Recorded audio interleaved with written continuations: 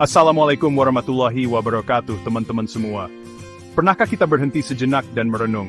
Sejak kita pertama kali menghirup udara di dunia ini, sejak tangisan pertama kita pecah, ada satu hal yang terus-menerus kita lakukan tanpa henti. Tanpa kita sadari, tanpa kita perintah. Bernapas. Setiap detik, setiap menit, setiap jam, paru-paru kita mengembang dan mengempis, menarik kehidupan dari udara, dan menghembuskan sisanya. Ini adalah sebuah nikmat yang seringkali kita lupakan. Padahal tanpa nikmat ini, apalah arti kehidupan itu sendiri? Ini adalah anugerah yang berjalan secara otomatis, sebuah sistem sempurna yang Allah tanamkan dalam diri kita. Mari kita coba renungkan sejenak, teman-teman. Betapa luar biasanya nikmat bernapas ini. Allah SWT berfirman dalam Al-Quran, di surat Az-Zariyat ayat 21, "Wa fi anfusikum afala tubsirun," yang artinya, dan pada dirimu sendiri, maka apakah kamu tidak memperhatikan? Ayat ini seolah menampar kita dengan lembut, mengajak kita untuk melihat ke dalam diri. Lihatlah, di dalam tubuh kita ini ada keajaiban yang tak terhitung jumlahnya. Salah satu yang paling fundamental adalah sistem pernapasan kita.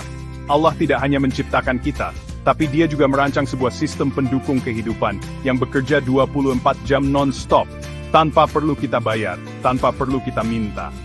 Setiap tarikan napas adalah bukti nyata kasih sayang dan perlindungan Allah yang tak terbatas. Udara yang kita hirup ini gratis, teman-teman.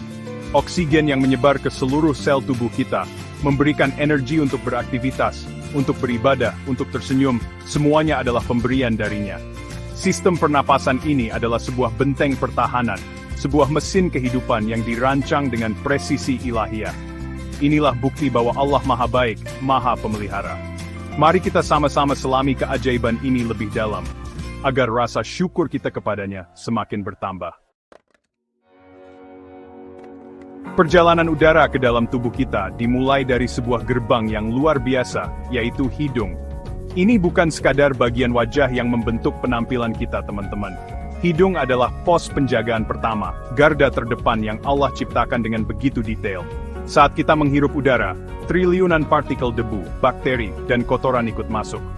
Tapi subhanallah, Allah telah melengkapi hidung kita dengan rambut-rambut halus atau bulu hidung.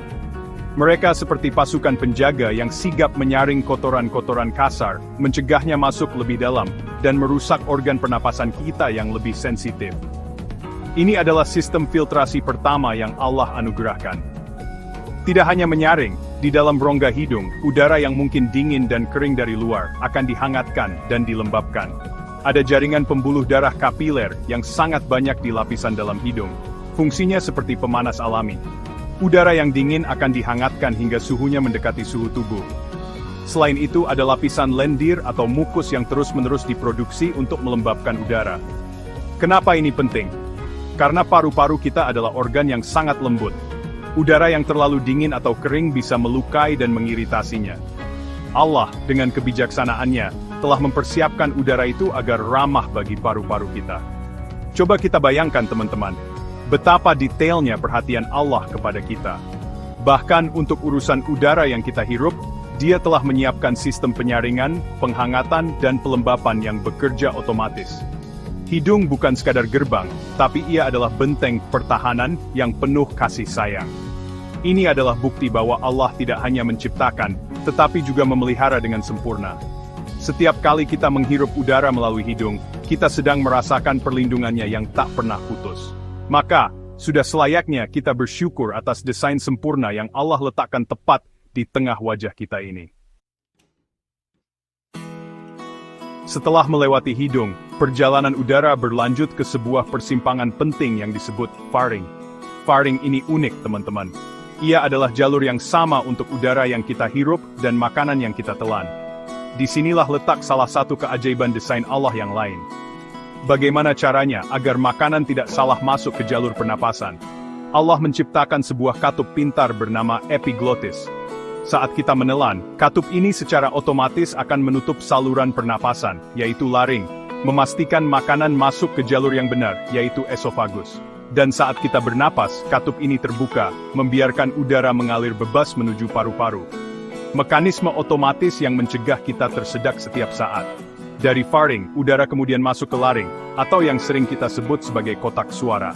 Disinilah anugerah luar biasa lainnya Allah titipkan. Di dalam laring, terdapat dua pita otot elastis yang disebut pita suara.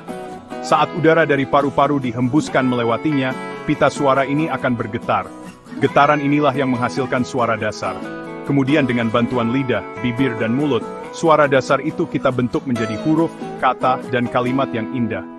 Kemampuan kita untuk berbicara, untuk berzikir, untuk membaca Al-Quran, untuk menasihati dalam kebaikan, semuanya berawal dari getaran sederhana di dalam laring ini. Subhanallah. Coba kita renungkan teman-teman. Nikmat berbicara ini begitu besar. Dengannya kita bisa mengungkapkan rasa cinta, berbagi ilmu, dan yang terpenting, berkomunikasi dengan Allah melalui doa dan lantunan ayat-ayatnya. Semua itu dimungkinkan oleh desain laring dan pita suara yang sempurna. Ini bukan hanya tentang anatomi, ini adalah tentang rahmat. Allah tidak hanya memberi kita kemampuan untuk bernapas, tetapi juga memberi kita alat untuk berekspresi dan beribadah melalui napas yang sama. Betapa sering kita menganggap remeh kemampuan berbicara, padahal ia adalah salah satu anugerah terindah yang terintegrasi dalam sistem pernapasan kita. Setelah melewati laring, udara memasuki sebuah pipa kokoh yang disebut trakea atau batang tenggorokan. Ini adalah jalan utama menuju paru-paru, dan Allah mendesainnya dengan sangat istimewa. Trakea ini tidak seperti pipa biasa, teman-teman. Dindingnya diperkuat oleh cincin-cincin tulang rawan yang berbentuk seperti huruf C. Kenapa bentuknya C dan bukan O? Ini adalah bagian dari kebijaksanaan Allah. Bagian yang terbuka dari huruf C ini menghadap ke arah esofagus, saluran makanan yang ada di belakangnya. Ini memberikan ruang bagi esofagus untuk sedikit mengembang saat kita menelan makanan berukuran besar, tanpa mengganggu jalur napas. Fleksibel sekaligus kuat, itulah desain trakea. Kekuatan cincin tulang rawan ini memastikan bahwa saluran napas kita akan selalu terbuka. Bayangkan jika trakea ini lembek seperti selang biasa, ia bisa saja kempes atau terlipat saat kita mengubah posisi leher, dan itu akan menghentikan aliran udara. Tapi Allah, dengan ilmunya yang maha luas, menjaganya tetap terbuka, dengan struktur yang kuat namun tetap lentur. Ini adalah jaminan keamanan dari Allah, agar napas kita tidak terhalang. Setiap saat, baik saat kita tidur, berlari, atau menunduk dalam sujud, jalan napas utama kita tetap aman dan terbuka lebar, memastikan oksigen terus mengalir tanpa hambatan. Tidak berhenti di situ, teman-teman. Dinding bagian dalam trakea dilapisi oleh jutaan sel-sel kecil yang memiliki rambut getar, atau yang disebut silia. Sel-sel ini juga menghasilkan lapisan lendir tipis. Apa fungsinya? Ini adalah sistem pembersih tingkat lanjut. Jika ada partikel debu atau kotoran yang lolos dari saringan hidung, mereka akan terperangkap oleh lendir di trakea ini. Kemudian, silia yang bergerak serempak seperti ombak akan mendorong lendir yang penuh kotoran itu ke atas, menuju faring. Untuk kemudian kita telan dan dihancurkan oleh asam lambung, atau kita batukan keluar. Masya Allah, sebuah eskalator pembersih otomatis yang bekerja tanpa henti di dalam tubuh kita. Di ujung bawah trakea, jalan udara ini terbagi menjadi dua cabang utama, seperti percabangan pohon. Inilah yang disebut bronkus. Satu cabang menuju ke paru-paru kanan, dan satu lagi menuju ke paru-paru kiri. Ini adalah awal dari sebuah jaringan distribusi yang sangat kompleks dan teratur. Allah tidak menciptakan satu saluran besar saja, tetapi sebuah sistem percabangan yang rumit. Dari bronkus utama, ia akan bercabang lagi menjadi bronkus yang lebih kecil, lalu bercabang lagi, dan lagi, menjadi saluran-saluran yang semakin sempit, yang kita kenal sebagai bronkiolus.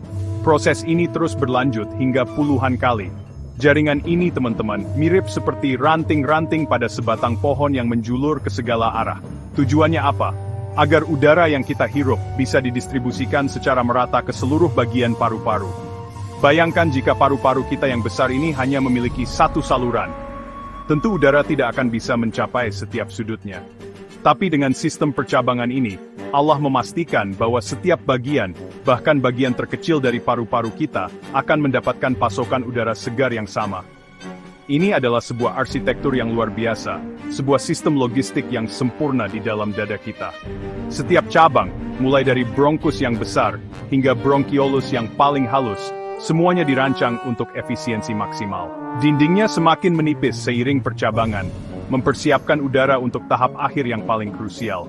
Dan sama seperti trakea, dinding bronkus dan bronkiolus yang lebih besar juga dilapisi oleh silia dan lendir untuk menangkap sisa-sisa kotoran.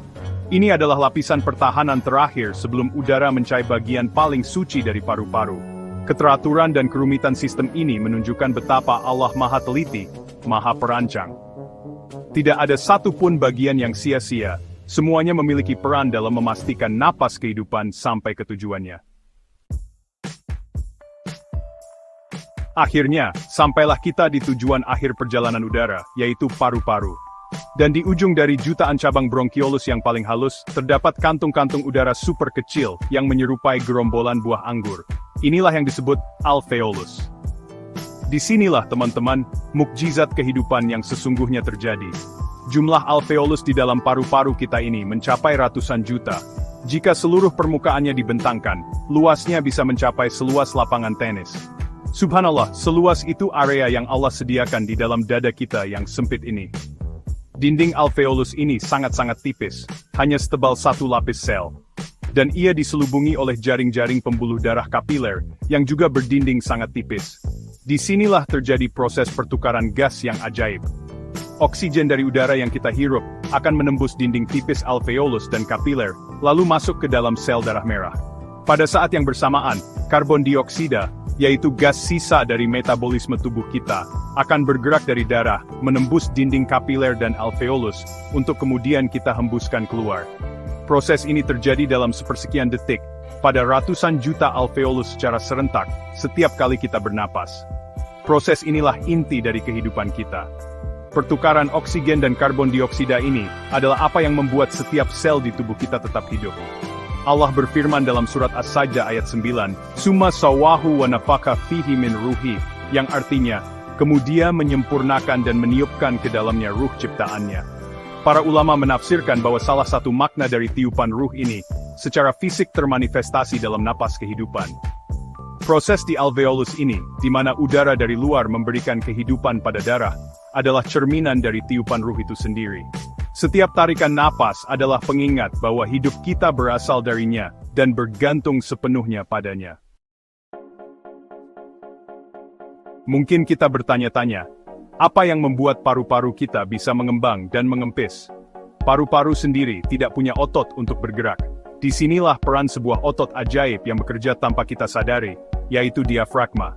Diafragma adalah selembar otot besar berbentuk kubah yang terletak di bawah paru-paru, memisahkan rongga dada dan rongga perut. Otot inilah yang menjadi motor utama penggerak pernapasan kita. Saat kita menarik napas, diafragma akan berkontraksi dan bergerak ke bawah, menjadi lebih datar. Gerakan ini memperluas rongga dada, menciptakan ruang hampa yang menarik udara masuk ke dalam paru-paru. Kemudian saat kita menghembuskan napas, prosesnya terjadi secara pasif. Diafragma akan rileks dan kembali ke bentuk kubahnya, mendorong udara keluar dari paru-paru. Proses ini, teman-teman, terjadi terus-menerus. Sekitar 12 hingga 20 kali setiap menit saat kita istirahat, dan bisa lebih cepat saat kita beraktivitas. Semuanya diatur secara otomatis oleh pusat pernapasan di otak kita. Kita tidak perlu berpikir, oke, sekarang tarik napas, sekarang hembuskan. Allah telah membuatnya menjadi sebuah refleks, sebuah anugerah yang berjalan tanpa perlu kita kendalikan. Bayangkan, bahkan saat kita tidur lelap, saat kesadaran kita hilang, diafragma ini tetap bekerja. Ia terus bergerak naik dan turun, menjaga kita tetap hidup, memastikan setiap sel tubuh kita mendapatkan oksigen yang dibutuhkannya. Ini adalah bentuk penjagaan Allah yang paling nyata. Dia tidak pernah tidur dan tidak pernah lalai dalam menjaga hambanya. Setiap kontraksi diafragma, setiap tarikan napas yang terjadi bahkan di luar kendali kita, adalah tanda bahwa kita berada dalam pemeliharaannya yang sempurna. Diafragma adalah prajurit tak terlihat yang setia menjaga napas kehidupan kita, detik demi detik. Teman-teman, setelah kita menyelami sedikit dari keajaiban sistem pernapasan ini, kita sadar betapa luar biasanya ciptaan Allah yang ada di dalam diri kita. Sistem ini adalah sebuah amanah. Amanah yang seringkali kita lupakan untuk menjaganya. Kita mungkin merusaknya dengan menghirup asap rokok, atau berada di lingkungan yang polusinya tinggi tanpa pelindung. Padahal, menjaga kesehatan paru-paru adalah bagian dari cara kita mensyukuri nikmatnya. Rasulullah SAW pernah mengingatkan kita dalam sebuah hadits yang diriwayatkan oleh Bukhari, "Nimatani magbunun fihima kathirun minan nasa syihatu wal farah," yang artinya, dua nikmat yang banyak manusia tertipu karenanya, kesehatan dan waktu luang. Kesehatan sistem pernapasan adalah salah satu nikmat terbesar yang sering kita sadari, nilainya hanya ketika kita kehilangannya. Saat kita flu, batuk atau sesak napas, barulah kita merasa betapa berharganya setiap tarikan napas yang lancar. Jangan sampai kita menjadi orang-orang yang tertipu, yang baru bersyukur ketika nikmat itu telah dicabut. Mari kita jaga amanah ini dengan sebaik-baiknya, dengan gaya hidup sehat, dengan menghindari apa yang merusaknya. Karena menjaga kesehatan adalah bentuk ibadah, bentuk rasa syukur kita kepada Sang Pemberi kehidupan. Maka mulai hari ini, mari kita jadikan setiap tarikan napas kita sebagai momen untuk berzikir dan bersyukur. Setiap kali kita menghirup udara, ingatlah bahwa itu adalah rahmat Allah yang memungkinkan kita untuk terus hidup. Setiap kali kita menghembuskan napas, sadarilah bahwa kita sedang mengeluarkan racun dari tubuh kita, juga atas izinnya. Setiap hembusan adalah pengingat akan firman-Nya yang terus diulang-ulang dalam surat Ar-Rahman, "Fabiayyi alai rabbikuma tukadziban." Maka nikmat Tuhanmu yang manakah yang kamu dustakan? Semoga kita termasuk hamba-hambanya yang pandai bersyukur. Wassalamualaikum warahmatullahi wabarakatuh.